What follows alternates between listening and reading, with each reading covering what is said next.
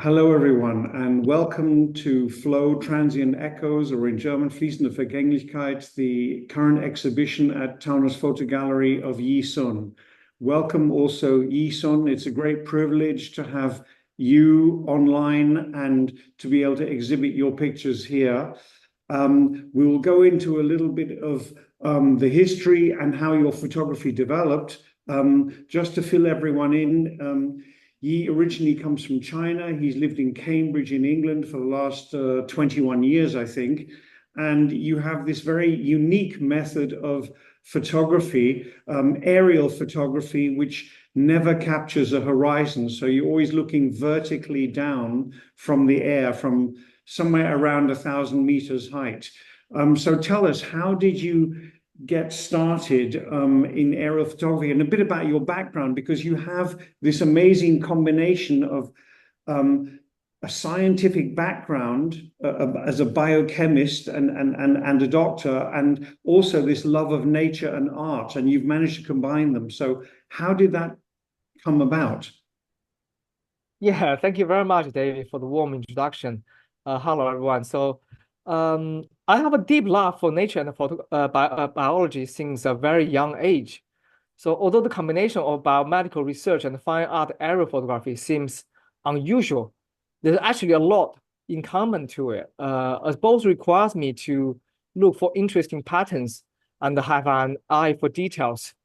Um, yeah, so I've started off with an unusual scientific career, but I think that the patterns in the macro world and in the micro world often mirrors each other. That's, yeah, very interesting that you managed to make that connection. And so if we go a little bit into more detail, you see a picture of Yi Sun here standing in front of a helicopter, which actually he takes most of his images from a small high-wing Cessna, where he hires a pilot and gets him to fly up to about 1,000 meters height, and they leave the door on the ground or fly with open doors. And instead of flying with wings parallel, with wings outstretched to either side, they spin in small circles. So Yi Sun's images are captured vertically down through the hole in the fuselage where there was once a door. Tell me, how did this love of aerial photography develop, come about, and how does your brilliant understanding of geometry and color come into play here? Yeah, I still remember the first time I was doing aerial photography. That was a trip to Namibia to photograph the Namib Desert and the fairy circles phenomenon. And at the time, I was a traditional landscape photographer, as others, chasing for the light, waiting for the light. And one evening, I was sat with a German pilot by coincidence, and he told me, why don't you want, come with me in air to look at all these great grand structures? So I went up with him, and that really opened up my door to aerial photography. That was the first time I realized I'm no longer bound by the restriction of the two-dimensional world. I become truly free and can use all the freedom to chase for the ultimate compositions and looking for interesting patterns of nature. So that's how it all started. As David pointed out, so I have no interest in shooting large vista landscape, but instead focus on a tiny section of the landscape to create abstract minimalism images that at first most of my audience felt really intrigued because it looks like abstract paintings, but also curious at the same time what they're actually looking at. My work, are mostly created by using either a helicopter or more often a small high wing aircraft, flying over 1,000 meters. And I asked the pilot to do aerobatic turning and spinnings with me looking at an open door, so the door was left on the ground. Um, I mean, the margin for shooting aerial photography is actually quite challenging because it is a small area which I'm capturing. And when I'm moving in high speed, I need to compose in a blink of an eye. And in terms of photography styles, although I shoot in color, I always restrict my images just to 2 or 3 colors maximally, and focusing on the geometric patterns and the ratios instead, which will come into more obvious when we go through our images later, I guess. Yes, we've called this exhibition Flow Transient Echoes, which kind of there's something about liquids and water and something about the impermanence of flows. And so I guess we can illustrate that better by looking at one of the images, because many people have come into the gallery and they say that they look at these images and sometimes they can't believe it's photography because it looks more like abstract painting. So yes, tell us about how this fits in and what we're actually looking at. Yeah, sure. So, um, as David explained, um, so the title of the exhibition is called Flow, as most of the images in the exhibition currently are having water elements, which are dynamically moving, and it's a fleeting moment. I'm frozen in the frame, which hence the transient natures, and I want the viewers to engage, rather just being celebrating the water's graceful movement, to delve into deeper currents of human experience and contemplate the impermanence of life and passage of time, to have a personal connection with their own emotions with the abstract image. So this particular image you're looking at are shot in the Shark Bay area, which is a World Heritage Center in the Western Australia. So you're looking at a part of the Indian Ocean, which is close to the shoreline. And from the bottom part, you can see these beige brown colors, which is basically the sand and the rocks beneath the water surface that give you that natural color. And as the water goes slightly deeper into the middle frame, you see this light blue, greenish color. And basically the top part of the frame containing water with much deeper depths, hence the blue color. And is that something growing in the water in this Yeah, so I was about to explain. area? So yeah, the structures you're looking at in this frame, this very abstract patterns with a few lines in the middle, is actually made from the typical seagrass, seaweed growing in the local area, feeding, which is a very important nutrient for the wildlife in the region. We probably, if you are in boat on the surface, you probably see these quite often elsewhere in the world as well, but you never know what they actually looks like. They actually form distinct bands because they only grow in certain depths of the water, and when the water changes different depths, that's when they become, they thrive in those kind of mixtured environment. Yeah. Yeah. So that's what you are looking at. And it's amazing when people come in, they see this actually live in front of them in the gallery. Some people refuse to believe that this is a photograph because if you look closely, yeah, actually, if you look very closely, you can see it's a photograph, but if you stand further away and it just looks like an abstract painting. And so we go from Australia to Iceland, and they're completely different colors here. And we're looking in the bottom left-hand corner. It looks to me like this is the sea, this is the ocean. Is that right? And what's the rest of it? Yeah, so that. I think David, you got a very good eye for details. And the bottom part of the isosceles triangle, that part is actually part of the ocean.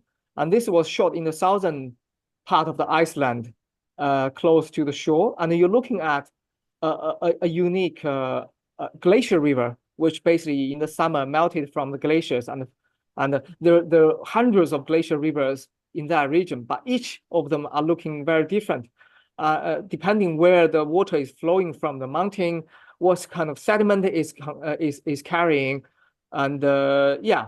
with its natural environment, it can have very different colors. And So this sediment here, this is the orange bit is also sediment. I mean, the dark blue is, I guess, water or clearer water, and the what's the orange? yeah, so correct. So this in this unique image, there are actually two different smaller glacial rivers, which as they flow into the ocean, they merge together, and you are seeing this merge happening. And when they first merge, because of different grains and the densities of the waters, they do not actually mix completely for quite a long distance. You're looking at probably around 1 or 2 kilometers of sections of the landscape. And only towards the ocean, they eventually force into this narrow stream and they mix together. The Okay, orange so color, it's iron in the yeah, exactly. So the okay. orange color actually comes from +2 ions, like a rusty color, which give you that bright orange. And the blue color is basically having a much clearer water content with not Wow. much sediment. That's And, what you're looking at. Yeah. and and I mean, and you see this image why. is very interesting as it has these distinct structures. Looks like some kind of a creature, living on the landscape.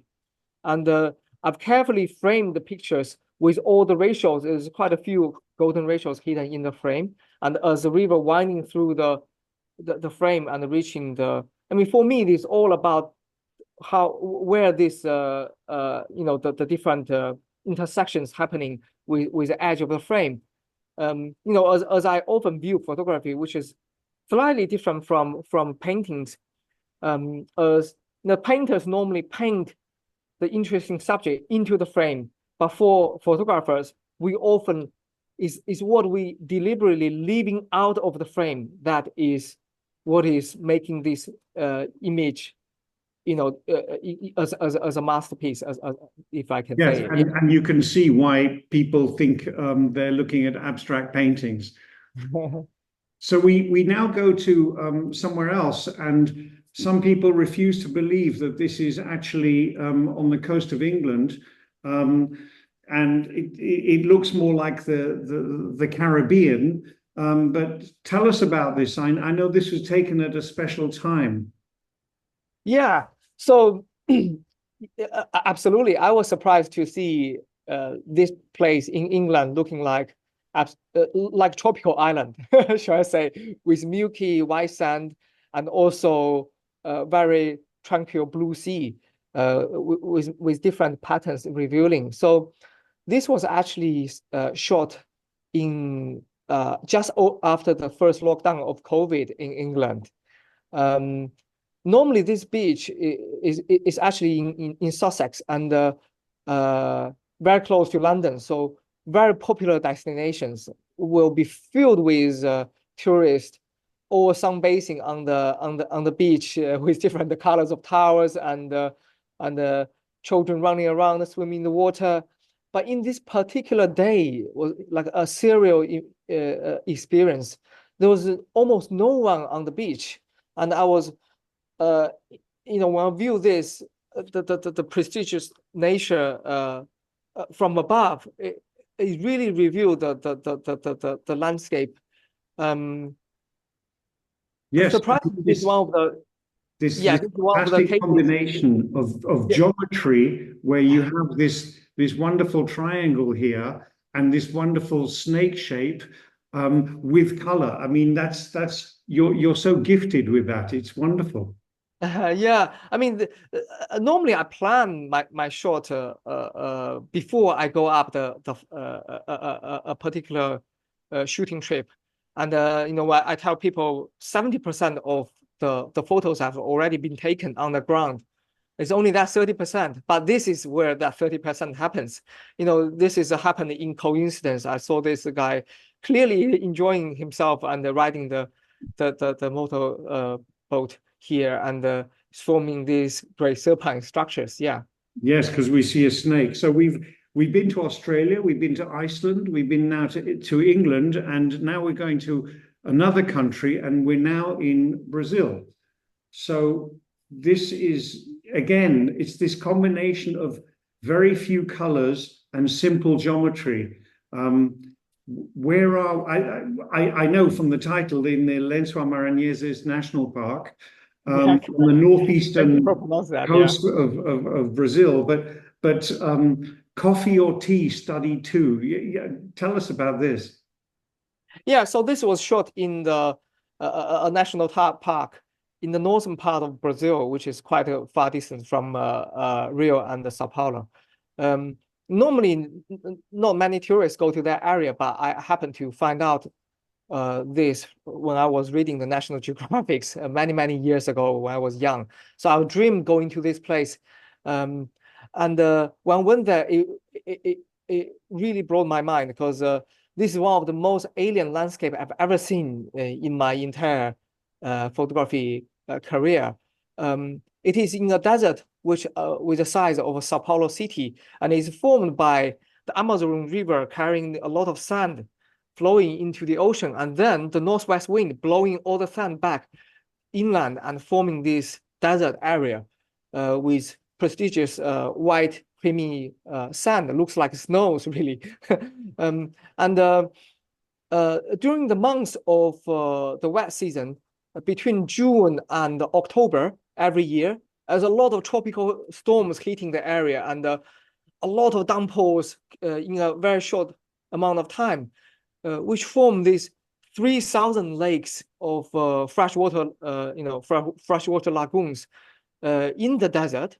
They're all temporary, disappearing after a few months. But in that period of time, you have this rare moment of combination of waters and the desert in the same landscape. So I was lucky enough to have the experience of flying over this national park as well as hiking through it. To photograph this area is actually quite unique and challenging experience because there are three, as I said, there are 3,000 lagoons, which all looks a bit similar, but similar also means they're slightly different.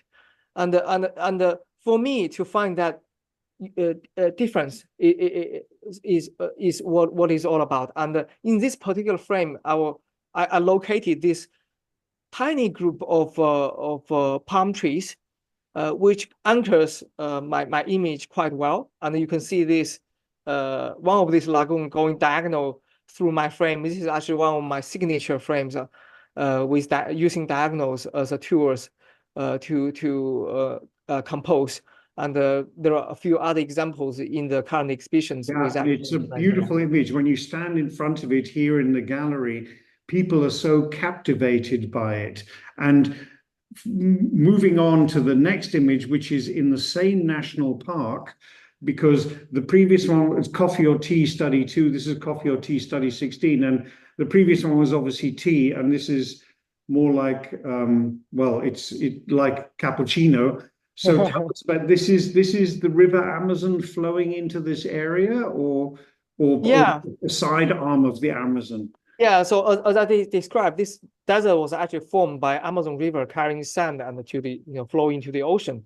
So this is one of the subsidiaries of the Amazon River, and you can see this. They have this distinctive dark brown colors because of the sand and mud they're carrying, and also the algae growing in the water.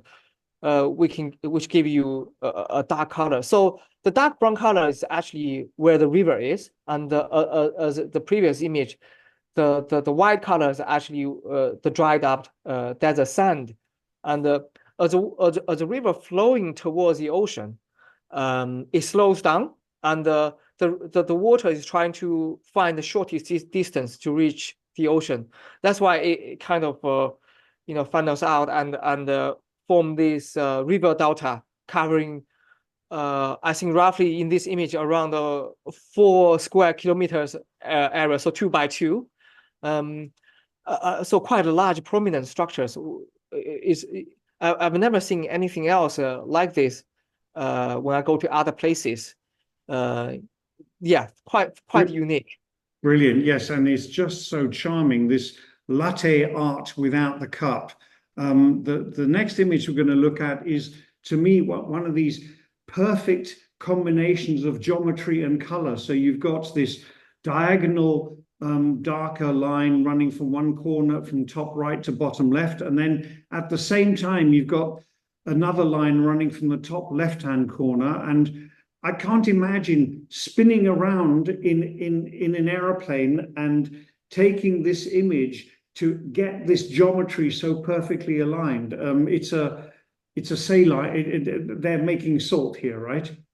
Yes, correct. So, I mean, it's quite obvious. This image is all about geometric abstraction, which I had heavy influence from the painting world many years ago. Um, and for me to get these lines perfectly aligned with the corners of the frame is very important for this frame. And you can see here also at the bottom left, there's an isosceles triangle as well. So having all these elements perfectly aligned and keeping that triangle with both arms as equal distance this is what it is all about for this particular image. And I'm very pleased. I think for me, this is a very tight frame. There's no other ways of taking these pictures. And I guess the different colors are where it's lighter, where it's almost white, most water has evaporated and there's Yeah. So salt this is where the it's salt. darker. Right. This is the salt evaporation farm in the Western Australia, one of the largest in the world, actually. The way people making salt hasn't changed for the past 1,000 years. It's only nowadays we're doing it in a much grand scale. And the white colors is basically already dried up salt. And as the osmolarity increases with more waters in it, you got slightly different shades of blues in the picture. And this also demonstrates the best example. I use just two colors in the image to basically want to focus my viewers in the patterns instead. Yeah.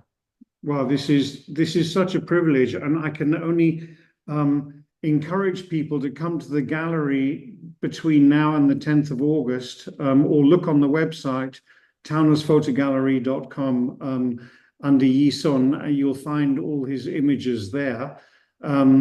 This is such a privilege, Yi Sun. Thank you so much for Thank you, David. Thank you. Talking to us and revealing this amazing new perspective on landscape, which is quite unique and looks a lot like abstract painting, but it isn't. So we just looked at a small selection of your images. Thank you very, very much for your time. It's a privilege to show your images here. Yeah, thank you very much, David. And yeah, I welcome all of the all of you to come and see the images in the gallery. It is much better to see the large pictures rather than the digital pictures you are seeing in this recording. The large picture contains many more intricate details, and also it is fair to say the images I'm capturing, they are only a transient. Thank you very much, everyone. And from the 20th or it may actually be the 23rd or 24th of August, we'll be having an exhibition of a local photographer, Oliver Dunsch.